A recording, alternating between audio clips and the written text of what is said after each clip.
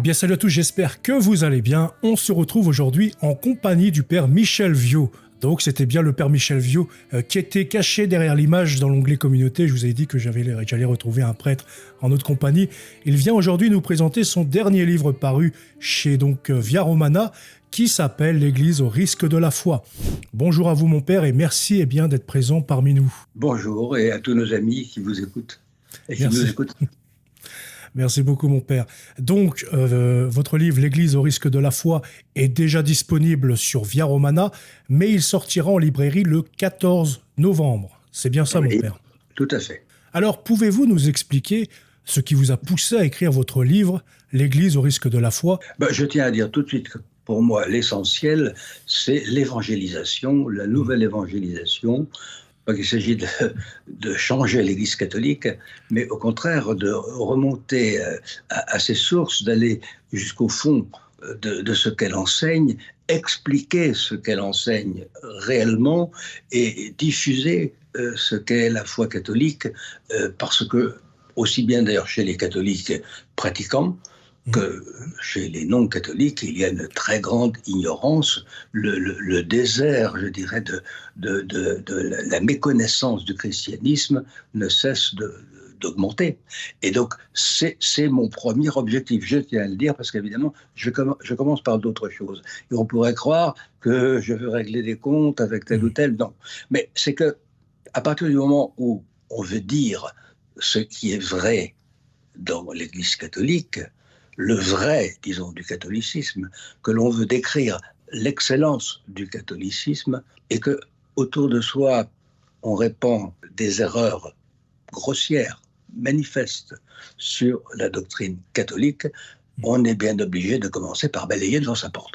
Tout à fait, Voilà. vous avez tout à fait Et raison. c'est la raison pour laquelle je sais que ça a peut-être un peu surpris des personnes à qui j'en avais parlé au préalable, que je revienne, par exemple, sur les histoires du rapport Sauvé, je suis obligé d'y revenir. Je le dis à mon grand regret, parce que on a profité de ces tristes choses pour proposer des réformes dans l'Église catholique qui sont tout simplement impossibles, parce qu'elles dénatureraient profondément et gravement l'être même de l'Église catholique. Je crois que le pape, de toute façon, il est revenu dessus sur certaines choses, notamment l'ordination des femmes, etc. Enfin, c'est vrai que suite à ces abus, il y a eu une espèce de... Le pape n'a jamais dit qu'il était pour l'ordination des femmes. Oui, tout à fait. Je crois qu'on prête au pape François des idées qu'il n'a pas. Le pape, vous voyez, chaque pontificat, il faut tenir compte du temps dans lequel il se déroule. Vous savez, j'ai écrit un livre qui s'appelle Les papes et la France, de Clovis à De Gaulle. Un livre d'ailleurs dont aucune radio chrétienne n'a voulu parler, et ni aucun journal chrétien, sauf la Nef et Famille chrétienne, et je les en remercie. Et puis bien sûr l'Osservatore Romano, qui a consacré 4 colonnes. Mais comme j'avais osé critiquer le rapport Sauvé, vous comprenez, j'avais même parlé de manipulation, on a organisé ce qu'on appelle l'In-Pace. On ne m'a pas enterré vivant, mais enfin c'est mon livre qu'on a enterré vivant, et donc on n'en a absolument pas parlé. Donc ceci pour dire que les papes doivent toujours tenir compte dans leur pontificat des circonstances dans lesquelles ils sont élus, à qui ils succèdent et l'état de l'Église qu'ils trouvent. Bon, et le pape François, avec son caractère propre, et ça on ne peut pas le lui reprocher parce que il n'y a pas un moule pape, hein, c'est-à-dire qu'un cardinal est élu automatiquement, bon, il va être dans le moule et il va être... Non. Il y a des constantes chez les papes, mais ils ont des caractères différents. C'est ce qui enrichit d'ailleurs la direction de l'Église, et il faut leur faire confiance. Voilà. Et donc il y a une manière d'approcher les problèmes qui est différente de ses prédécesseurs, et qui, qui est ce qu'elle est. Mais enfin, jusqu'à présent, il n'y a pas eu de changement et des récits, comme j'ai quelquefois entendu dire, en ce qui concerne le pape. Et il n'a jamais dit qu'il était pour l'ordination des femmes. Être pour la reconnaissance d'une activité féminine dans l'Église, vouloir qu'elle soit mieux encadrée, qu'elle soit mieux reconnue, qu'elle ait une place mieux définie, ça ne veut pas dire qu'on est pour l'ordination des femmes. D'ailleurs, entre nous, que ferions-nous dans les paroisses sans le travail des femmes actuellement ? Tout à fait. Ce sont les plus grandes collaboratrices des prêtres. Hein. Bon, voilà. Donc, c'est vrai que dans toutes les petites moi, paroisses, je m'en même réjouis. du niveau rural, on voit beaucoup de femmes qui sont au service Mais il n'y a pas que de rural, l'Église. Mais en tout dans cas, la dans le ville. rural aussi. Ouais. Voilà, en ville aussi, je vous assure. Donc la question, c'est pas la question, on a bien vu d'ailleurs que le pape François, dès qu'il a été question de l'ordination de femmes diacres, hein, a dit qu'il fallait étudier la question. Et ce qui arrive maintenant était tout à fait attendu. C'est dans la ligne de Benoît XVI. Benoît XVI ne s'est jamais opposé à ce qu'il y ait des diaconesses. Mais déjà, est-ce qu'on peut parler d'ordination? C'est un problème que doivent étudier les théologiens. Et il est probable que non. Bon, parce que ce ne sera jamais un ministre sacré au même titre que le diaconat masculin. Bon, on va pas rentrer il y aurait toute une émission à consacrer à ça. Mais ceci pour dire que le pape n'a pas changé d'avis. Il a maintenu la doctrine catholique.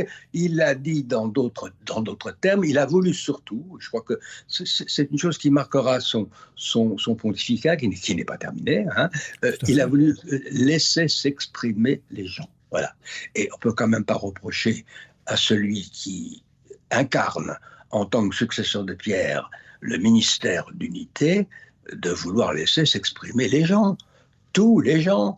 Moi, ce que je reproche, je serais malvenu de le reprocher, alors qu'on ne me laisse pas m'exprimer sur le plan de la doctrine catholique, parce que je ne suis pas dans la ligne du parti, enfin du parti français, français et d'une certaine ligne, parce qu'il y a j'ai heureusement beaucoup d'amis catholiques, prêtres ou évêques qui pensent comme moi. Bon, mais qu'est-ce que vous voulez, nous ne sommes pas des amis des médias, comme par exemple Madame la présidente des religieux et des religieuses de France, Madame Margron, vis-à-vis de laquelle je suis obligé d'avoir de grandes réserves théologiques. On va en parler, ça, mon père, juste après. C'est sa théologie. On va en parler juste après. On va directement aborder un de vos chapitres dans votre livre qui aborde surtout les abus dans l'Église, un sujet très délicat aujourd'hui. Comment analysez-vous cette crise et quelle réponse l'Église doit-elle y apporter? Qu'on soit clair là-dessus. Quand je critique le rapport Sauvé, je ne critique pas sa dénonciation des abus qui sont réels. Vous savez, j'ai lu intégralement le rapport Sauvé. Pour le lire intégralement, j'ai dû prendre 15 jours complets dans ma maison en Normandie. Voilà. J'ai lu les témoignages. C'est accablant, c'est effroyable. Et que des prêtres aient pu tomber si bas est d'une grande tristesse, voyez-vous. Cela dit, je répète ce que j'ai dit dans mon livre, mais je crois qu'on va donner, puisqu'ils ont donné des chiffres, on va en donner aussi. Bon. Vous comprenez, déjà, faire une enquête qui portait sur les abus dans l'Église de 1950 à 2020. Pour moi, c'était impossible, parce qu'il y a forcément un moment où, pour les années 1950, 1960, 1970, où on n'aura pas de dossier. Donc, on va faire des sondages. Et c'est ce qui s'est passé. Et par conséquent, avec les sondages, enfin, vous savez comme moi comment sont faits les sondages, ce n'est pas fiable. Je demande simplement qu'on lise la préface que M. Dovels de l'Institut, et qui est un grand spécialiste des sondages sur le plan international, qui est reconnu partout, consulté aux États-Unis, a dit de cette méthode. Je demande aussi qu'on se reporte à ce qu'a dit le pape François sur cette méthode, voilà, et que on ne pouvait pas obtenir des résultats exacts. Il eût été beaucoup plus raisonnable, et je dirais, à partir du moment, quand je dis raisonnable, c'était pour être actif pour que de tels abus ne se reproduisent plus.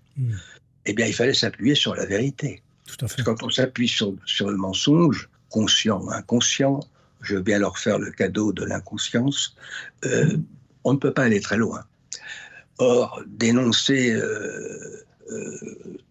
330 000 personnes abusées par l'ensemble, disons, du personnel catholique, dont 276 000 par des prêtres, c'est un chiffre complètement extravagant. La preuve en est, c'est que je crois qu'on est autour de 2000 demandes d'activité. Bon, alors quand on vient nous dire, quand on nous rétorque que c'est parce que les gens ne sont pas au courant, qui peuvent être indemnisés. Écoutez, il ne faut pas quand même... Avec toute la pub qu'il y a eu les gens ne sont autour. pas au courant. Ouais. Dans une grotte sur l'Himalaya ou je ne sais où. Enfin, écoutez. Puis enfin, qui est-ce qui aujourd'hui cracherait sur la possibilité de recevoir 40 000 euros ou 60 000 euros en dédommagement? Écoutez, enfin non, il faut arrêter de nous prendre pour des idiots. Puis alors, surtout, voyez-vous, il y a une chose que, personnellement, j'ai trouvé bien triste, parce qu'elle venait de la part d'un ancien conseiller d'État, il s'agit de M. Sauvé, qui, sur les lignes, parce qu'évidemment, M. Sauvé, comme Mme Macron, ont toutes les possibilités de communication par les médias, France Inter, à la télévision, bien sûr. Ouvert, ouais. Voilà, et dire, je vais le citer, parce que la formule, je l'ai retenue, elle était étonnante d'ailleurs, au point de vue du vocabulaire, dans la bouche d'un ancien vice-président du Conseil d'État, que j'ai connu par ailleurs comme étant quelqu'un de très poli et qui a toujours été extrêmement poli avec moi. Mais enfin, dire à l'antenne qu'il a été flingué aux yeux du pape, flingué, hein, par ses adversaires. Alors, ses adversaires, il n'y en a pas 36, vous comprenez. Il y a les 5-6 membres de l'Académie catholique, et il y a Johan Picard qui a écrit le livre avec moi, et puis moi. Bon, alors, qu'il a été flingué, comme si nous avions assez d'importance ou d'influence pour empêcher le pape de voir qui il veut et de recevoir M. Sauvé. Enfin, c'est tout simplement ridicule. Mais alors, il y a pire. C'est que tous ses adversaires, en plus, disait-il, sont des anti-François. Je regrette, c'est une calomnie.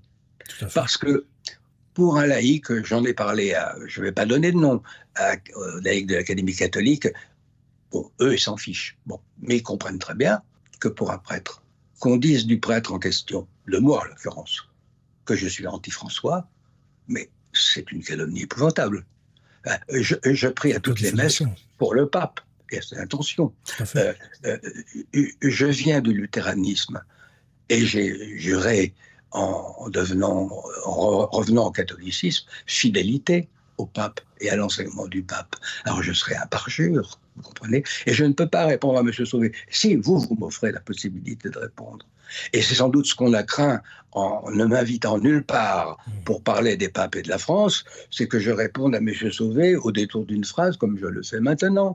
Et je lui dis à M. Sauvé, ce qui est bien dommage, c'est que vous abusiez de votre position de vice-président du Conseil d'État, qui, entre parenthèses, je vous le rappelle, Monsieur le Président, est laïque, hein, pour une affaire d'église, et que, deuxièmement, vous calomniez, parce que je n'ai pas d'autres mots, vos adversaires en disant qu'ils sont anti-François. Vous le dites, eh bien, prouvez-le. C'est une attaque facile, quand même. Hein. Mais oui, c'est une attaque facile, parce que dans aucun de mes écrits, dans aucune intervention sur des chaînes de YouTube ou autres, je n'ai attaqué le pape François. Je l'ai toujours défendu. Et qu'on se réfère aux émissions auxquelles j'ai participé, ça s'appelle Les Hommes en Noir, qui souvent étaient critiques à l'égard du pape François, ce qui est tout à fait leur droit, et c'était tout à fait en termes respectueux. Enfin, c'était des oppositions théologiques, il y avait bien des cardinaux qui ont posé des doubias, auxquels le pape serait libre de répondre ou de ne pas répondre, mais j'ai toujours pris la défense du pape François, même quand il y avait ce texte sur la question de l'Amazonie et l'affaire de la Pachamama. Ah ben oui, non, mais je prends exprès cet exemple. Vous voyez. Alors, qu'on me cite une phrase, un mot, une émission où j'ai mis en doute l'orthodoxie du pape François, l'autorité du pape François, c'est de la haute calomnie, cela. C'est bas, c'est tout. C'est triste. C'est très bas, et puis ça permet de vous balayer d'un revers de main, en fait. Comme ça évite d'aller dans la profondeur. Vous savez, j'ai autant excité, et puis alors, ça permet, par exemple, au journal Libération, de faire une page sur moi avec le prêtre Michel Viaud, tête de gondole de l'extrême droite du catholicisme. Il faut bien... Remarquez, je préfère être une tête de gondole que d'être une tête d'autre chose. Oui, tout à fait. Les têtes de gondole, elles sont assez jolies, vous savez, j'aime bien Venise, j'y suis allé, et j'ai fait de la gondole, et il y a des têtes de gondole qui sont très originales. Tout à fait. Donc on a parlé un petit peu du rôle des médias, mais quel rôle les médias catholiques devraient-ils plutôt jouer face à ces scandales ou à ces crises internes de l'Église? Quelle critique vous pouvez faire aux médias catholiques aujourd'hui? Il faudrait qu'il y ait une certaine objectivité, pour commencer, vous comprenez, et que l'on fasse entendre la thèse et l'antithèse. Bon, moi, j'ai eu la chance de connaître dans ma vie, quand j'étais beaucoup plus jeune, il y a longtemps, des journalistes religieux. Je pense à Henri Tinck pour Le Monde, je pense à Jean Bourdarias pour Le Figaro. Je n'étais pas toujours d'accord avec eux, mais c'était des gens qui étaient quand même, qui avaient un souci d'objectivité. Même s'ils n'étaient pas d'accord avec moi, ils me donnaient la parole et je pouvais répondre. Vous comprenez? Et c'est comme ça que dans l'Église, on peut avancer. Qu'est-ce que veut faire le pape avec la synodalité, justement, hein? Et ça, je l'en remercie parce que, mais encore faut-il bien comprendre, dans l'esprit du pape, c'est très clair, mais il faut que ce soit clair aussi dans l'esprit des catholiques. Un synode catholique ne sera jamais un synode protestant. Parce qu'un synode protestant, vous savez, moi j'avais vécu ça pendant un certain temps, donc j'ai une certaine expérience du synode, beaucoup plus que n'importe quel prêtre catholique. Parce que le synode protestant, il a voix consultative et délibérative. Or, un synode catholique ne peut avoir que voix consultative et non pas délibérative. Alors, ben voilà, mais dans le point commun entre le synode protestant et le synode catholique, eh bien, c'est qu'on s'écoute. On écoute la position contraire et que l'on essaye de voir comment on peut avancer dans le domaine de l'unité et non pas de creuser les divisions et de s'envoyer des noms d'oiseaux ou des qualificatifs qui dispensent de réfléchir, comme quand on vous baptise d'extrême droite ou de fasciste. Vous comprenez? C'est un petit peu comme... Je me souviendrai toujours de mon père en 1968, qui avait fait la guerre, qui avait connu... Et quand il entendait les étudiants dire CRS-SS, oui. Il leur répondait, vous savez, si ça avait été des SS, vous ne l'auriez pas crié 2 fois. Tout à fait. Bon, mais c'est vrai qu'aujourd'hui, on calomnie très rapidement pour balayer, pour éviter un peu nos arguments de fond. De fasciste ou c'est ça, oui. C'est un ridicule. C'est ridicule. C'est tout, c'est bête. Mais surtout, ce qui est grave, le ridicule ne tue plus, évidemment, en France. Il y aura encore beaucoup plus de morts qu'avec le Covid. Mais la question, c'est que ça empêche les gens de réfléchir. Or, moi, justement, dans mon livre, je voudrais qu'ils réfléchissent sur la foi catholique. Donc, c'est une grosse réflexion sur la foi catholique. Vous évoquez donc surtout dans votre livre également le cas de Véronique Margron, vous en avez parlé un tout petit peu. Que symbolise-t-il, selon vous, dans la perception actuelle des scandales dans l'Église?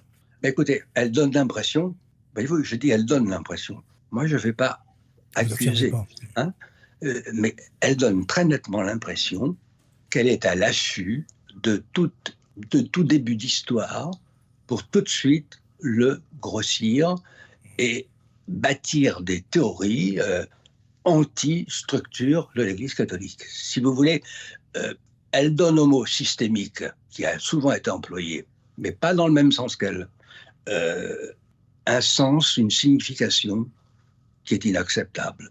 Parce que quand on dit que dans les années 1950, 60, 70, le fait de cacher les abus, en ce sens qu'on déplaçait les prêtres, on ne portait pas plainte, etc., que c'était systémique, oui, c'est vrai.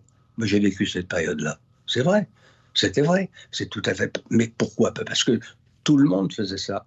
Dans l'éducation nationale, on le faisait dans les groupes sportifs, dans les groupes de chorale, etc. Et c'était pas seulement l'Église qui le voulait, mais c'était aussi les parents qui ne voulaient pas d'histoire, qui ne voulaient pas que leurs enfants soient traumatisés par des interrogatoires de police, que ce soit connu sur la place publique. Bon, c'était toute une époque. D'ailleurs, le pape l'a fort bien dit qu'on ne peut pas juger ces questions-là sans tenir compte de l'environnement. Et je vous garantis que dans les années 60, on ne nous disait pas du tout que la parole libérait. C'est vrai que le contexte était différent à cette époque. Complètement différent. Et pas seulement dans l'Église, je tiens à le dire. Oui, c'est ça aussi. Alors qu'on met la loupe sur l'Église, alors qu'en fait, c'était un fait de société, en fait. Bon, alors aujourd'hui, on a changé, et je crois qu'on a eu raison. Bon, il faut aussi évoluer. On voit très bien qu'il y a des gens qui sont extrêmement malheureux et marqués à vie par ces choses. Et je voudrais qu'ils sachent que je porte cette compassion, au sens fort du terme, dans mon cœur, tout comme mon collaborateur, Johan Picard, qui est professeur de lettres, qui est enseignant, donc qui a lui aussi affaire aux jeunes, et qui... Bon, nous comprenons très bien, mais justement, on ne soigne pas avec le mensonge, on soigne avec la vérité. Et la vérité, il faut donc aller jusqu'au bout. Alors, vous comprenez, quand il y a aujourd'hui, alors aujourd'hui, il faut faire la lumière, c'est clair. Mais ce que je reproche à Madame la Présidente de la COREF, donc de Religions religieuses de France, oui, c'est, je dirais, d'être à l'affût. Et par exemple, je vais vous donner un exemple tout récent. Nous avons eu un prêtre dans le diocèse de Paris qui a subi une arrestation mouvementée et tout à fait injustifiée. D'ailleurs, il a été remis en liberté. La garde à vue n'a duré que 12 heures. Oui. Pour ce genre d'affaires, elle dure, je vous assure, beaucoup plus longtemps. Je suis bien renseigné en matière de police. Je connais bien cette question. Bon, il est relâché, il n'est pas mis en examen. Bon. Mais le jour même, Madame Margron a retweeté la nouvelle sur son tweet.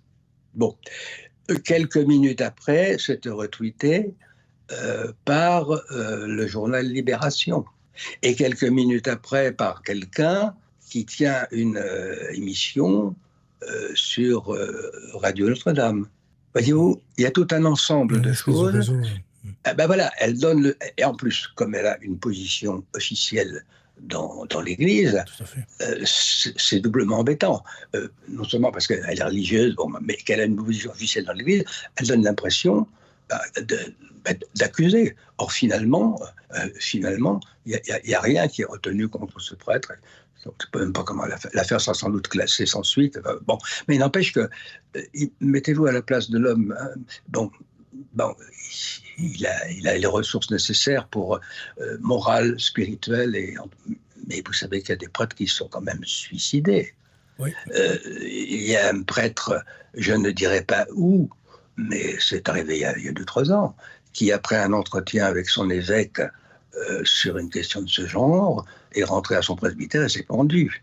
Ça peut aller très loin des deux côtés, tout à fait. Il y a d'autres drames. Alors, vous comprenez, où est la présomption d'innocence ? Et est-ce que vous pensez que c'est le rôle d'une présidente de la conférence des religieuses de France que de retweeter des trucs de ce genre et comme par hasard d'avoir toute une liste. Il suffit qu'elle claque les doigts et elle a une interview dans La Croix ou sur telle ou telle chaîne de radio, parce que à ces gens, n'est-ce pas, qui pensent comme ça, encore une fois, c'est leur liberté, je ne veux pas leur ôter le droit à la parole, mais il n'y a que qui peuvent parler sur les médias, et les médias catholiques, même les médias catholiques, voyez-vous, il y a une espèce de censure. Hein. Moi, j'ai mis en doute le rapport Sauvé à l'époque où j'étais à Radio Notre-Dame, à un prêtre vous répond. J'ai été aussi interrogé sur l'Ukraine et je n'ai fait que reprendre les propos du pape en disant attention. Bien sûr, c'est bien triste qu'il y ait la guerre avec la Russie. Bon, mais on avait quand même promis des choses à la Russie qui n'ont pas été tenues. Donc, j'ai repris exactement les propos du pape. Le pape, il avait même été plus loin. Il avait dit ce sont les aboiements de l'OTAN aux frontières de la Russie qui ont poussé les Russes à envahir l'Ukraine. Oui, non, écoutez, bon, moi je n'ai fait que dire ce que disait François. Bon, et on me traite d'anti-François. Et en plus, on me vire. Bon, vous voyez, non mais, bon, alors où sont les ennemis du pape dans cette affaire et de l'Église catholique? Je ne sais pas, mais je pose la question, voyez-vous. Moi, je n'accuse pas, mais je remarque, qu'est-ce que vous voulez, je ne suis pas encore gâteux, malgré mes 80 ans, et donc je suis encore en état de faire des remarques et de m'étonner de certaines choses. Voilà. Des remarques constructives, en tout cas. Parce que même en plus, vous dites ça, mais c'est vrai qu'on a vu récemment, même si théologiquement le Père Mathieu est complètement l'opposé de ce que je pense, enfin ce que l'Église pense, etc. Enfin après ça c'est un débat à part. Mais c'est vrai que même lui, il a expliqué qu'il y avait une espèce de caste comme ça médiatique qu'il avait un peu bousculé, censuré, etc. sur certains propos. Oui, mais alors qu'il fait partie un peu de ce milieu aussi. J'ai écouté ce confrère. Un confrère, bien sûr, il a renoncé et dans un sens, je regrette parce que il y a une intelligence chez lui, c'est incontestable, et puis il y a certainement aussi une quête d'absolu, peut-être, mais voyez, là encore, je dirais qu'il est exploité par les médias, et je me permets de le mettre en garde, parce que ça risque de mal tourner et d'aller dans un sens qu'il ne souhaite pas, mais effectivement, quand on a 1 200 000 personnes qui vous suivent, c'est à peu près ce qu'il nous a dit sur TikTok, on suscite des jalousies. Alors voyez-vous, la jalousie dans l'Église, ça c'est quelque chose de terrible. Et c'est pire qu'ailleurs, parce que c'est pire que dans le monde politique, Parce que dans le monde politique, c'est fréquent. Après tout, ça fait partie du jeu. Et puis, ça fait partie du jeu de lancer des pots de banane.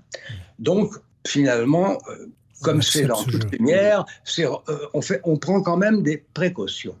Tandis que dans l'Église, vous comprenez, on s'aime, on se pardonne tout, on s'écoute, on est touché par ce que dit le frère ou la sœur, on écoute absolument tout. Donc tout ça c'est interdit, on ne se jalouse pas, tout le monde sait. Voyez comme ils s'aiment, disaient les païens. Je ne sais pas si aujourd'hui, quand on voit l'Église, on pourrait nous dire en nous voyant, voyez comme ils s'aiment, hein, avec les pots de voilà. Et il y a aussi ce cri derrière ce que dit le Père Mathieu, même si moi aussi je ne suis pas d'accord avec lui, et j'imagine bien pourquoi il a fait l'objet d'un certain nombre de mesures. Bon, mais enfin, voilà, c'est vrai que là aussi, les médias ne jouent pas leur rôle, ou bien elles occultent complètement quelqu'un, ou alors le poussent dans son retranchement. Vous savez, regardez Monseigneur Gaillot, qui est un homme extrêmement intelligent, hein, et qui...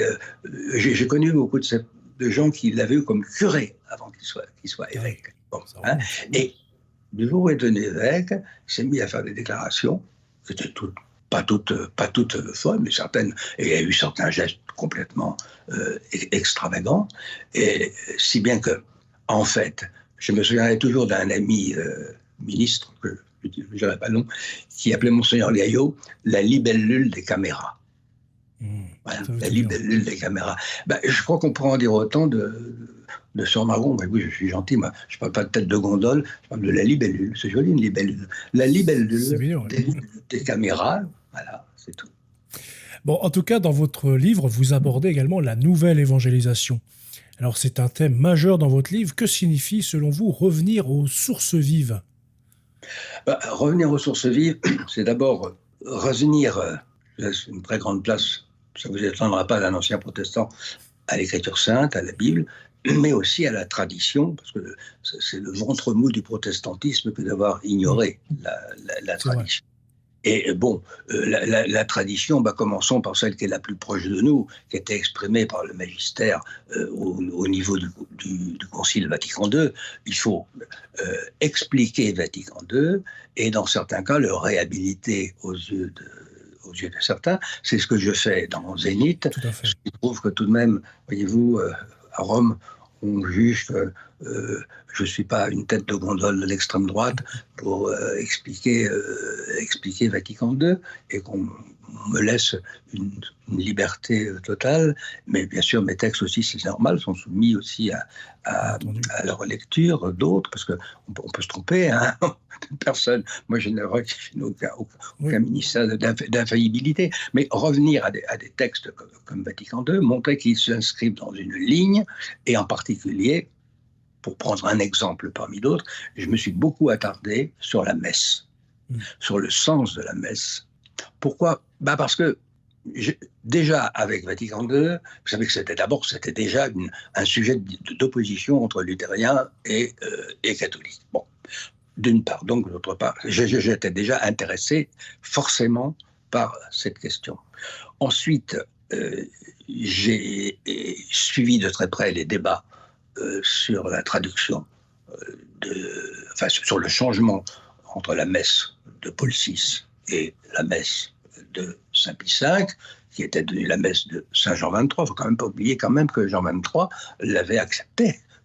Et il lui avait rajouté Saint Joseph dans le canon de la messe, mais il l'avait reçu comme messe. Et moi, je l'ai vu à la télévision pour une messe de Noël, célébrer la messe en question, à la chapelle Sixtine. Donc voilà, ce qui montre que tout de même, il faudrait être un petit peu plus ouvert là-dessus. Mais il ne faut pas non plus, et c'est pour ça que François a eu aussi raison, il ne faut pas non plus s'emparer de la liberté qu'a donnée Benoît XVI avec Summorum Pontificum pour célébrer cette forme ancienne, pour dénigrer Vatican II. Vous comprenez ? Oui, voilà. Et il faut garder un équilibre. Bon, alors, on ne va pas rentrer dans les détails, mais en tout cas, j'explique quand même ce sens de la messe. Et qu'il est certain qu'en 1969, quand est parue la première traduction de la messe de Paul VI, cette traduction était défectueuse. Elle a été dénoncée par un prêtre catholique, Père Rognier, dès 1975. Et on n'en a pas tenu compte, voyez-vous. Si on avait tenu compte de cela, je pense que beaucoup de choses auraient pu être évitées. Et d'ailleurs, le nouveau missel, qui est sorti il y a 2-3 ans, on a tenu compte, mais pas complètement. C'est un peu tard quand même. Tard, voyez-vous, tard. Et attendez, il est sorti il y a 2-3 ans. Mais ça faisait 10 ans qu'il était prêt. Eh oui, parce que eux, les Anglais, vous verrez qu'ils l'ont eu 10 ans avant nous. Bon, moi j'ai fait partie en 2009, c'était à peu près en 2009 je crois, que le pape Benoît XVI a demandé une nouvelle traduction française. Et donc, dans différents diocèses, les évêques ont fait appel à ceux qui connaissaient un peu de latin, comme moi, dans mon diocèse du Loir-et-Cher, et puis ça a été fait ailleurs. Bon, on s'est aussi rencontrés, on s'est téléphoné, parce que et on est tombé d'accord, hein, il y a eu mais il y a eu encore des difficultés. Par exemple, nous avons dû batailler et nous avons perdu pour qu'on réintroduise dans le confiteor, on avait, à propos de la Vierge Marie, bon alors, on a gagné sur Bienheureuse. Bon, parce que le pape Paul VI, ce que nous demandions, ce n'était pas des nouveautés venant de nous. C'était la traduction exacte de ce que saint Paul VI avait écrit. Or, saint Paul VI avait mis la bienheureuse Vierge Marie, la bienheureuse Marie, toujours vierge. Nous n'avons obtenu que la bienheureuse Vierge Marie. Mais le toujours vierge, c'est-à-dire la virginité subséquente de Marie, le fait qu'elle ait toujours été vierge, non, on ne l'a pas mis. Et il a fallu batailler et nous l'avons perdu. Le début de la messe, et je le développe longuement, avant on nous disait préparons-nous à la célébration du mystère de l'Eucharistie en reconnaissant que nous sommes pécheurs. Bon, et on l'a remplacé par préparons-nous à la célébration du mystère de l'Eucharistie en reconnaissant que nous sommes pécheurs. Non, ce n'est pas ce qu'a écrit le pape. Il a écrit préparons-nous, demandons à Dieu de nous rendre aptes à célébrer les saints mystères. C'est les saints mystères. Ça veut dire que dans la messe, il n'y a pas que le mystère de l'Eucharistie. Il n'y a pas que l'action de grâce. Il y a aussi toute la question de rémission des péchés, de la propitiation, etc. Bon. Et ça, c'est très important, parce que c'est une dimension qui est oubliée, voyez-vous, et qui fait que, finalement, dans la messe, on ne va voir qu'une réunion de fidèles, et qu'on risque alors de croire que le prêtre est en quelque sorte le délégué de la communauté. Une espèce d'accompagnateur. Voilà, et donc une autorité qui vient par le bas. Ce qui est tout le contraire de l'ecclésiologie catholique, pour qui l'autorité vient par le haut. Et que le prêtre agit justement in persona Christi capiti, c'est-à-dire au lieu et place du Christ tête. Or, justement, c'est un de mes points d'objection à la théologie de Madame Margron, c'est qu'elle parle de désacraliser le prêtre. Mais qu'est-ce que ça veut dire, de désacraliser le prêtre pour éviter des abus? C'est une grave erreur. Au contraire, c'est le contraire. C'est un scandale de dire ça. Plus on sacralisera le prêtre, moins il risque justement d'être tenté. Bien entendu, parce que le ministère... moins de responsabilité. Voilà. Le ministère, pris dans toute sa dimension, dans toute sa responsabilité, fait qu'il protège, qu'il est une grâce. Qu'il est le père de son... Qu'il empêche de... Voilà. Et c'est pour cela qu'il y a des renoncements qui vont avec le Saint Ministère, et que la désacralisation du ministre, c'est exactement le contraire, parce que s'il est un homme comme les autres, il peut avoir les envies des autres. C'est ça, ouais, tout à fait. Il n'a plus de responsabilité, en fait. Il n'est plus le père des brebis, il n'est plus un maître, il n'est plus rien, en fait. Voilà. Il reste un laïc comme les autres, quoi. Voilà. Il y aura toujours des cas de perversion. Bien sûr. Mais ça a toujours existé. Et alors, ça, vous savez, c'est l'ancien aumônier de prison qui vous parle, j'étais 10 ans. Hein. Bon. Sur la perversion, il faut se mettre du côté des psychiatres. Malheureusement, nous ne pouvons pas faire grand-chose. Sur ces cas parce que je vous disais que j'ai lu les rapports des victimes dans le rapport Sauvé, et c'est ce côté très positif d'ailleurs de ce rapport. Quoique, vous savez, un témoignage, c'est le témoignage des victimes, mais il y a il y a pas les questions. Quand vous témoignez aussi bien devant les gendarmes que devant une cour, on vous laisse dire votre témoignage et ensuite on vous pose des questions. Et c'est très important qu'il y ait les questions et la réponse. Si vous n'avez que le témoignage, c'est insuffisant. Parce que le témoin aura beau avoir juré de dire tout ce que vous voudrez, bon, il est partie prenante, forcément, d'une certaine façon. Bien sûr. Et à un moment donné, la passion va jouer et va faire que on va insister sur telle ou telle chose et qui risque de dénaturer la vérité.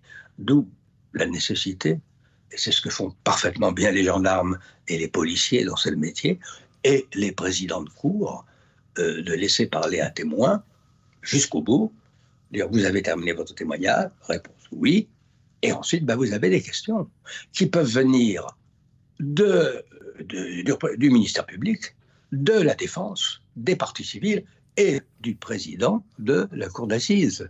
D'ailleurs, mon père, juste pour faire un petit rebond là-dessus, c'est que déjà, même à l'époque, c'était comme ça. Quand on voit le procès de Sainte Jeanne d'Arc, on voit bien qu'il y a un témoignage, enfin, il y a son témoignage, les questions, etc. Il y a un développé. Donc, en fait, on fait pire qu'à l'époque, en fait, en matière de témoignage. C'est-à-dire qu'effectivement, les procès, elle a eu un procès d'inquisition, bien que ce ne soit pas l'inquisition elle-même, mais c'est un procès d'église qu'elle a eu. Donc, un procès d'église, d'ailleurs, qui n'a pu être défait que par un jugement d'église. Le roi lui-même n'a pas pu. Il a fallu qu'il y ait un jugement ecclésiastique pour défaire, pour blanchir, en quelque sorte, Jeanne d'Arc. Bon, mais c'est vrai qu'au moins, ils étaient menés correctement.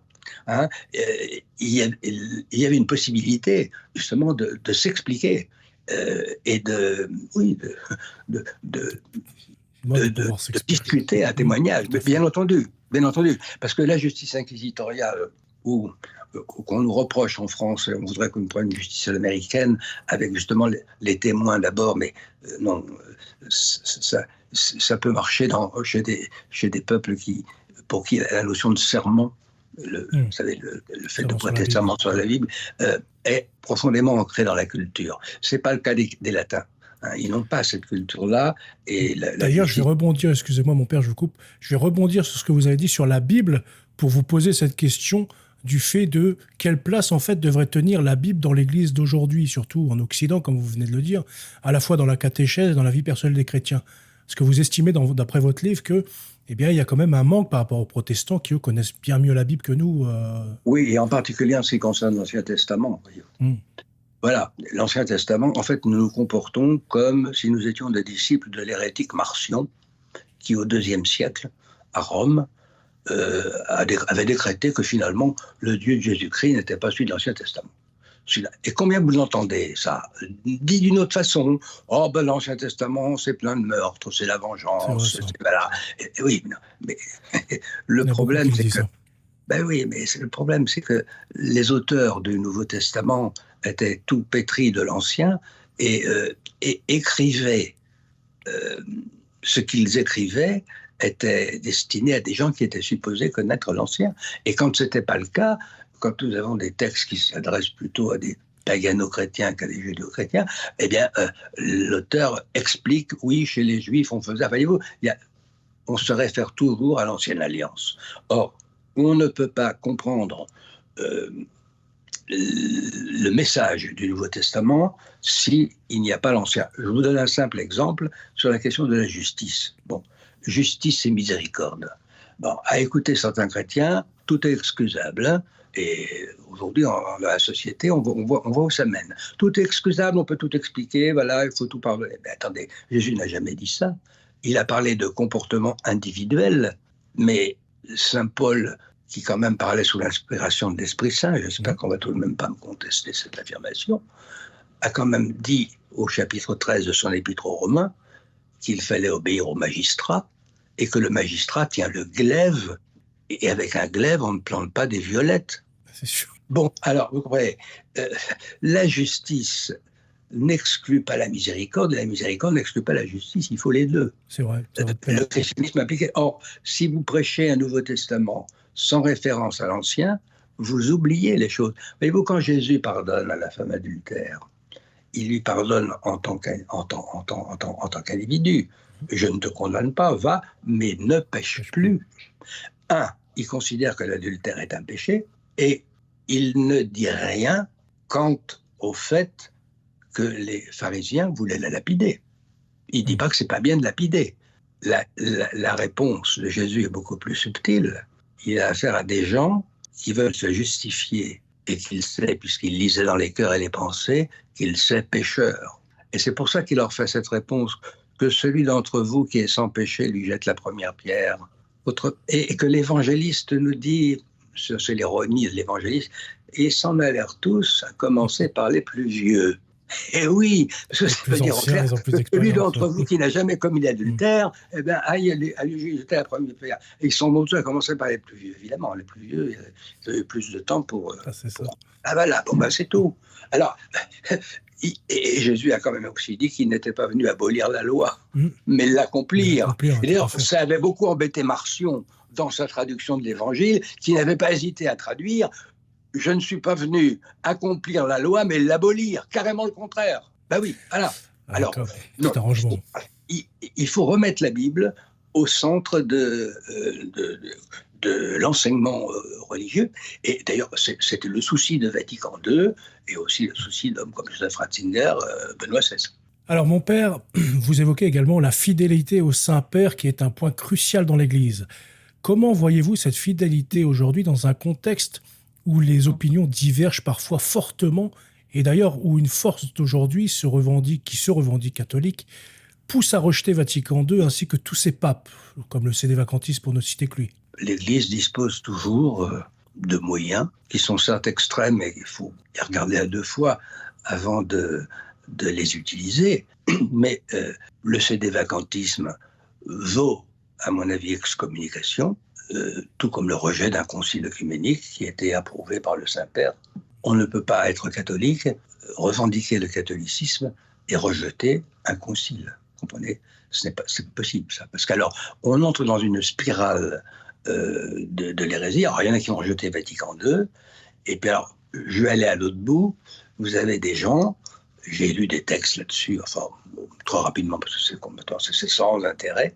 Parce que je me suis un jour trouvé devant quelqu'un qui se disait chrétien, ou plutôt christique, antéconciliaire. Je me dis, tiens, c'est quelqu'un qui est encore contre Vatican II. Non, il était contre le concile de Nicée. Ah oui, d'accord. Ah ben oui, non, mais voilà. Au nom d'un christianisme plus pur, et vous avez là derrière la tarte à la crème du christianisme inventé par saint Paul. Oui, ça c'est vrai. Mais oui, non, mais c'est la tarte à la crème, vous comprenez. Alors, nous avons il faut en fait l'ébionisme, c'est-à-dire la forme hérétique du judo-christianisme. Voilà, c'est tout. Alors, l'Église connaît tout ça, ce sont des vieux rossignols, des vieilles hérésies. Bon, je pense qu'il faudra qu'un jour, peut-être, mais ça c'est au Saint-Siège d'en décider, justement. La fidélité au Saint-Siège, voyez-vous, c'est de ne pas se mettre à la place du pape. Rome prend sous beaucoup de recul, parce que Rome considère l'Église catholique dans sa globalité, dans sa totalité, et non pas tel ou tel pays ou telle chapelle. Rome doit gérer donc tout le catholicisme. Alors, si un pape estime que ce n'est pas le moment de dire ou de faire ou telle chose, il faut avoir assez de respect et d'humilité pour s'en remettre à sa sagesse et à l'inspiration qu'il tient d'en haut du fait de sa place de successeur de Pierre, et moi je rajouterais ce qu'Innocent III avait rajouté de vicaire du Christ. Je pense que là, c'est très bien répondu. Donc aujourd'hui, par exemple, vous dites que il faut rester fidèle au pape, simplement, absolument. Et faire confiance au pape, et surtout rester aussi, comme vous dites, à sa place. Le laïc doit rester aussi à sa place. On n'a pas à juger un pape, etc. Mais c'est vrai qu'aujourd'hui, c'est difficile, mon père. Vous êtes sur les réseaux, d'ailleurs, vous le voyez. À chaque publication du pape, on voit de publications françaises. On voit des personnes qui se disent catholiques et pour autant qu'ils insultent le pape. Oui, il a dit que toutes les religions étaient la même chose. Oui, il a fait ça, Pachamama, etc., etc. Il déballe tout un historique qui, pour la plupart, ont déjà été réfutés. Mais il continue quand même avec ça, et de plus en plus. Je vois de plus en plus. Je les invite à ce propos des religions à relire le chapitre 1er de l'Épître aux Romains, dans lequel saint Paul reconnaît la révélation naturelle et dit que ce que Dieu a révélé aux païens, un certain nombre de choses qui les mettaient sur la voie. C'est pour ça qu'ils sont inexcusables. Vous comprenez? Ce texte, on l'oublie trop souvent. Oui, c'est vrai. Et d'ailleurs, les pères de l'Église et les grands missionnaires ont tenu compte de cette remarque de saint Paul. Ils n'ont pas pratiqué la politique de la terre brûlée vis-à-vis du paganisme. Je dis ça parce que récemment, j'ai été interrogé sur la fête d'Halloween et j'ai été extrêmement négatif, bien sûr, mais voilà, parce que là, on a affaire à quelque chose qui est une résurgence de certaines pratiques sur le culte des morts, qui étaient entourées même de pratiques divinatoires interdites par la Bible. Bon, et j'ai pas pu donc m'expliquer complètement là-dessus. On a cru que je voulais faire la politique de la terre brûlée, alors que bien souvent, ce qu'ont fait les pères de l'Église et les missionnaires, c'est d'essayer de voir si on ne pouvait pas évangéliser, puisque si on considère comme saint Paul que les païens ont eu quand même une petite lumière, quelques petites lumières de vérité pour les amener au vrai Dieu, il fallait commencer par renoncer aux idoles, c'est très clair dans l'Épître aux Romains, eh bien, à propos d'Halloween, eh bien, effectivement, ce qui a été fait par l'Église, c'est tout simplement sur ce culte des morts, qui est aussi vieux que l'humanité, puisque vous savez comme moi qu'on détermine la présence des humains qui n'est pas celle des grands singes, même les plus intelligents, à partir du moment où il y a des rites funéraires. Or, parce que les animaux n'enterrent pas leurs morts. Bon, les humains, oui. Et le rite funéraire, il est consubstantiel à l'humanité. Alors, il faut bien voir que le rite funéraire, évidemment, il est différent selon les lieux. Bien entendu, oui. Mais il y a toujours, avec le rite funéraire, l'idée du respect de la personne qui est morte. Même si ça vient du paganisme, on ne va pas dire que c'est mauvais, le respect de quelqu'un qui est mort. Même si cette personne a été une fripouille, bon, c'est un être humain qui a mal tourné. Mais nous risquons toujours aussi de mal tourner. Donc, c'est pour ça que le respect devant la mort fait partie de l'humanité. Ça ne veut pas dire que parce qu'on est mort, on devient subitement un saint, qu'on est couvert de toutes les qualités, comme le faisaient quelquefois croire quelques très mauvaises oraisons funèbres. Bon, je ne suis pas contre l'oraison funèbre, mais encore faut-il qu'elle soit justifiée et qu'elle puisse se baser sur quelque chose d'édifiant. Il ne faut pas fabriquer des saints uniquement parce qu'ils sont morts. Bon, voilà. Bon. Mais, cela dit, un être humain mort, même la pire des crapules, c'est un être humain mort, et le respect humain, qui fait que l'homme est la seule créature créée à l'image de Dieu, fait que ce respect de la mort, il fait partie donc de l'humanité, et que le deuil fait partie de l'humanité. C'est pour ça que c'est très important que l'on vive un deuil, mais aussi qu'on le vive le mieux possible. Voilà. Il ne faut pas que ce deuil, parce que comme toutes les bonnes choses, elles attirent forcément aussi ce qui est mauvais. Ça fait partie des ruses du diable que d'utiliser les bonnes choses de Dieu pour les pervertir et pour tromper, parce que c'est son rôle de tromper et de mentir, pour tromper les humains. Et on sait très bien qu'avec le culte des morts, il y a la divination. Et que justement dans la fête d'Halloween, fin de l'hiver, début de l'été, l'idée était que le monde des vivants se rapprochait le plus des morts. Alors, à la fois, on respectait les morts, mais on passait la frontière après. C'est-à-dire qu'on allait utiliser le mort, et là, on ne le respecte plus, pour connaître l'avenir. C'est la nécromancie. Tout à fait. Et il suffit de voir dans la Bible, et là encore, c'est dans l'Ancien Testament que vous allez trouver ça, c'est pas dans le Nouveau. Mais pourquoi est-ce qu'on ne met pas dans le Nouveau? Parce que c'est dans l'Ancien que l'Ancien est supposé connu, donc on ne répète pas. Tout à fait, voilà, on ne répète pas, pas des perroquets, quoi. Bon, évoquer, vouloir connaître l'avenir en évoquant les ombres des morts, c'est condamné par toute l'Écriture, c'est même puni de la peine de mort, comme étant un sacrilège, voyez-vous. Et Halloween traîne cela avec, parce que c'est là que, justement, les défenseurs d'Halloween qui n'y voient que des jeux d'enfants, etc., bon, se trompent, ne connaissent pas la puissance des de ce qui est spirituel et de ce qui est du monde invisible. Parce que quand une fête de ce genre, voyez-vous, a les origines que je viens de vous dire, hein, et que dans des pays comme le nôtre, qui sont sous-cultivés en matière de Bible, elle intervient, que vous le vouliez ou non. Même si vous ne pensez pas à l'évocation des esprits des morts, vous vous rattachez à des millions d'esprits décédés qui sont dans le monde invisible, mais qui ont pratiqué ça dans cet esprit-là. Et ça n'est pas innocent. Ce côtoiement n'est pas innocent. Mais évidemment, il faut croire à la spiritualité. Ce que je dis là, pour des matérialistes, va être c'est une expression de folie, de vieux prêtres radoteurs qui croient aux sorciers, aux fantômes, etc., au sort et à l'envoûtement. Ben oui, moi j'y crois parce que je le vois. Dans ma paroisse à Paris, où j'ai beaucoup, celle que j'ai quittée, où j'ai beaucoup d'Africains et des gens des Antilles. Il ne faut pas aller leur raconter que les sorts, ça n'existe pas. Moi, je l'ai vu. Hein. Bon, j'ai bien vu. Bon, c'est lié à un milieu culturel. Bon, et vous savez, il n'y a pas que dans les îles aussi que ça existe. Ça existe aussi en France. Pourquoi croyez-vous, par exemple, dans les profanations d'églises qui sont très nombreuses, on ne vous donne pas les détails. Moi, je les demande toujours, et je les ai demandés récemment pour un lieu que je connais bien. Je ne vais pas dire où, parce que je ne veux pas indiquer l'adresse aux voleurs. Bien sûr. Ce lieu comporte de véritables trésors en matière liturgique, de chasubles, de chapes. Vous savez qu'on est obligé de les faire en soie. Oui. En pur. Ah ben oui. Bon. Or, ce lieu a été vandalisé, mais pour une seule chose, pour des hosties consacrées. C'est-à-dire que tout a été ouvert.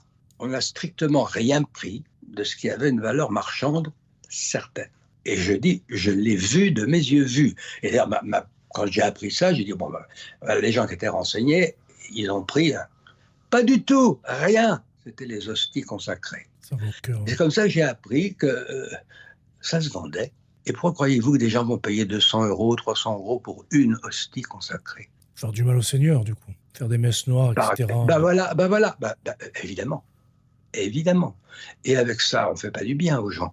Tout à fait. Hein, si on en arrive à demander des services au diable, d'ailleurs ceux qui font ça sont pas très malins, sans jeu de mots. Hein, parce que, le diable, il peut vous rendre des services. Oui, mais le prix à payer, ça, il ne vous le dit pas. Et quand vous le savez, il est trop tard. Hein, voilà, bon, ça c'est ce que je voudrais dire. Ben, voyez-vous, actuellement, les profanations d'église, avec surtout comme but le vol d'hosties consacrées, sont tout de même très indicatives de ce que je vous disais sur l'importance du monde invisible et de la spiritualité, orthodoxe ou non orthodoxe, ou celle qui va vers Dieu ou celle qui est diabolique, pour que tout de même on y prenne garde. Et alors, pour moi, c'est une invitation aux autorités ecclésiastiques, et déjà à commencer par les prêtres, à ne pas prendre à la légère la profanation en question et d'utiliser les ressources que donne l'Église, c'est-à-dire les messes de réparation. Et ça doit être connu, public. Il faut qu'on le sache. Et qu'une église qui a été profanée, par exemple, soit déclarée profanée. Et ça a une incidence immédiate, c'est qu'elle est fermée et qu'il ne s'y célèbre rien tant que l'évêque n'est pas venu la réconcilier avec la foi et avec l'ensemble du reste de l'Église, voyez-vous. Et alors, là aussi, je ne vais pas donner d'exemple. Alors, c'est vrai que quand vous maintenez fermé 24 heures l'église paroissiale de Trifouilly-les-Oies, ça n'a aucune espèce d'importance. Mais si vous maintenez fermé 24 heures ou un peu plus tel ou tel lieu de culte très connu, là, croyez-moi que, évidemment, ça va interroger. Et que, forcément, vous allez avoir, au moment où on va le réouvrir, c'est une cérémonie importante, ce qui est dit n'est pas neutre. Et je pense que notre monde a besoin de l'entendre. Et ça fait partie de la nouvelle évangélisation, justement, où il y a quand même qu'en France, 1,5%, 1,5% de la population qui pratique le catholicisme. Voyez-vous, c'est important tout de même qu'on leur montre ce que c'est que la profanation d'une église. Puisqu'on ne peut pas leur enseigner d'une manière positive, eh bien, enseignons-le d'une manière, je dirais, négative, par la contre-épreuve, c'est-à-dire par la fermeture, et puis la cérémonie, parce que alors là, je vous garantis que là, les médias viendront voir ce que c'est. Et je sais qu'il y a eu énormément, mon père, d'églises profanées ces derniers temps, parce que c'est vrai que maintenant, systématiquement, je couvre de vidéos toutes les églises profanées et vandalisées, cambriolées. Et il y en a encore une il n'y a pas longtemps, c'était dans le nord de la France, je ne sais plus exactement le nom, c'est vers la frontière belge. Et encore une profanation, enfin il y en a vraiment partout depuis quelques mois, peut-être un an, je disais un an ou deux, mais c'est vrai qu'il y a une accélération il y a quelques mois quand même. Hein. Depuis les JO aussi. Il y a une accélération. Prenez les chiffres du ministère de l'Intérieur, je n'ai pas la mémoire des chiffres, mais enfin c'est effrayant. Simplement, j'insiste sur le fait qu'il y a profanation et profanation, que ce n'est pas le même taux de gravité si vous allez casser une statue ou un crucifix que d'aller au tabernacle, souiller des hosties consacrées et en emporter d'autres. Vous voyez, il y a des degrés. Et qui nécessitent toujours une cérémonie. Dans un cas, le curé de la paroisse pourra le faire. Dans un autre, il faudra que ce soit l'évêque qui le fasse. Tout à fait. Je crois qu'on a bien retracé tout ça. Je vais vous poser encore 2 questions parce que ça fait bientôt 1 heure qu'on est ensemble. Quelle espérance pouvons-nous conserver en ces temps troublés pour l'Église et pour les fidèles, Père ? Quelle est l'espérance dans ce livre ? Qu'est-ce qu'il en ressort ? Là, il en ressort que Jésus-Christ est le chemin, la vérité et la vie. Et qu'à partir du moment où il est tout cela à la fois, il s'imposera et ne disparaîtra pas malgré ses ennemis, et je le dis aussi malgré ses mauvais serviteurs et malgré leur lâcheté. Heureusement, notre Maître est plus fort que nous. Et sa victoire nous survivra. Sa gloire dépassera notre médiocrité, nos peurs, nos lâchetés. Et déjà, on peut voir chez un certain nombre de jeunes, et pas forcément uniquement dans l'Église catholique. Tant pis si je choque, vous savez, à mon âge, je m'en fiche. Mais je vois par exemple une évolution chez les évangéliques. Les jeunes, je dis bien les jeunes. J'ai connu l'arrivée du mouvement évangélique qui s'est d'abord fait aux dépens des églises historiques de la Réforme, réformée luthérienne, donc ça m'a concerné au premier chef. Bon, maintenant ça concerne les catholiques aussi. Il y avait chez eux deux défauts. Je leur ai dit, j'aurais toujours dit, je ne change pas mon discours, fondamentalisme et anticatholicisme viscéral. La Bible à la lettre, et puis alors la papauté, le papisme, enfin bon, on en était resté. Et bien aujourd'hui c'est fini. Ça ne veut pas dire qu'ils acceptent tous les dogmes catholiques, non.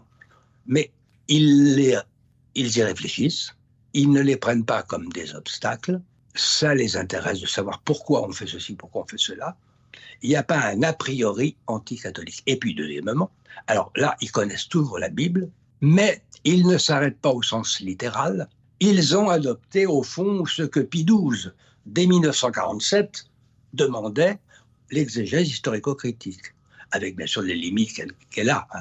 Il faut toujours, là aussi, parce que, vous savez, toute méthode d'exégèse a ses excès à partir du moment où on en fait un absolu et où on estime que tout le reste est faux. Hein. Il faut être humble dans ce domaine. C'est la parole de Dieu que nous étudions. La parole de Dieu, elle aura toujours sa part de mystère. Hein. Et moi, j'admire saint Augustin, par exemple, quand après son traité sur la Trinité, où il a vraiment fouillé, c'est vraiment extrêmement fouillé, il va jusqu'au fond des choses, et il finit par dire « Tres quid nescio ». Toi, quoi, je ne sais pas. Et oui, parce qu'on ne saura jamais le fond de l'histoire, ni l'union, le mystère que représente l'union du divin et de l'humain en notre Seigneur Jésus-Christ. Jusqu'où va cette union ? On nous dit qu'il est descendu aux enfers, au séjour des morts. Voyez-vous ? Mais l'union des deux natures, sans confusion ni mélange, elle subsiste aussi dans la descente aux enfers. Et c'est tout le problème de la christologie. Et voilà pourquoi je demande du sérieux dans les études de christologie. Ce sérieux, d'ailleurs, nous n'avons pas à l'inventer, il existe déjà. On le trouve dans les débats qui remontent dans les premiers siècles chrétiens. C'est là-dessus qu'on s'est battu. sur les histoires de nature. Pourquoi croyez-vous qu'il y a eu le concile d'Éphèse, puis le concile de Chalcédoine, n'est-ce pas, à 30 ans de distance, hein, le premier en 411, je crois, le concile d'Éphèse, et puis après vous avez Chalcédoine. Bon, ce sont des questions fondamentales. Or, il est navrant de voir que, par exemple, des gens qui sortent du séminaire ne sont pas au courant de ces questions-là. Il est navrant que l'on puisse envisager, par exemple, des accords en théologie sur ce qu'est l'Eucharistie, la présence réelle de notre Seigneur dans le pain et le vin de l'Eucharistie, de la messe, bon, en négligeant ces questions de christologie et en en disant que c'est dépassé, que c'est une... Mais qu'est-ce que c'est que ça, ce mépris de la tradition, voyez-vous?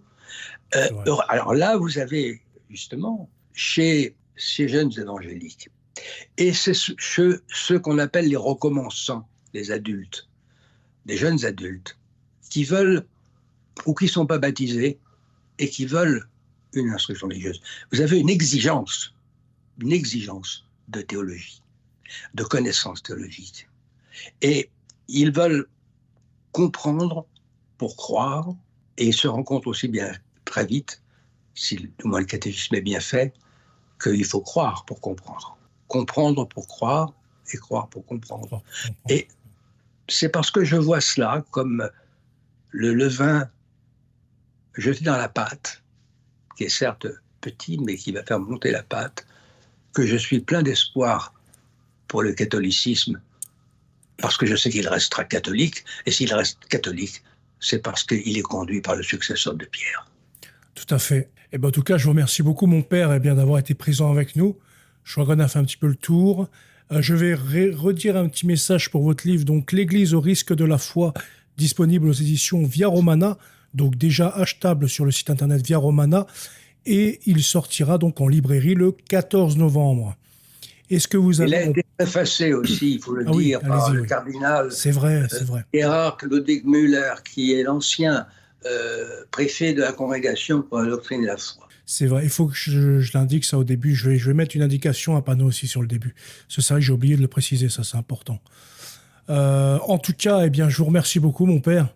Merci à vous d'avoir pris du temps pour venir Mais je vous en prie. Nous présenter. C'est bien normal, vous êtes sans doute un des rares journalistes à m'intéresser, à m'interviewer. Je suis un youtubeur amateur, hein, mais non, mais pas du tout. Vous posez de très bonnes questions.